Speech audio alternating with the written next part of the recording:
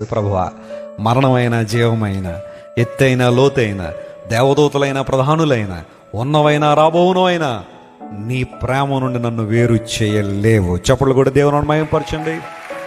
ఈ లోకంలో ఎవరు నాతో ఉన్నా ఉండకపోయినా, ఎవరు నన్ను ప్రోత్సహించకపోయినా, ఎవరు నన్ను అభినందించకపోయినా, మీరు బాగా చేశారండి, మీరు బాగున్నారండి, మీరు బాగా దేవుని సేవలో వాడబడతారండి, మీ అవసరాలు ఏంటని అడిగేవాళ్ళు ఒక్కళ్ళు కూడా పౌలుకి లేకపోయినా దేవుని ప్రేమ ద్వారా మాత్రమే ఆ ప్రేమను గట్టిగా పట్టుకున్నాడు కాబట్టి ఆ పౌలు దేవుని సేవలో చాలా బలంగా వాడబడ్డాడు.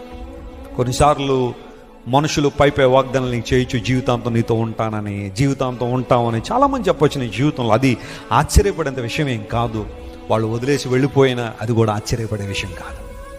బట్ నేను గట్టిగా పట్టుకునే ప్రేమ అంటూ ఉంటే అది ఎవరి ప్రేమ? అది యేసయ్య ప్రేమ, అది దేవుని ప్రేమే.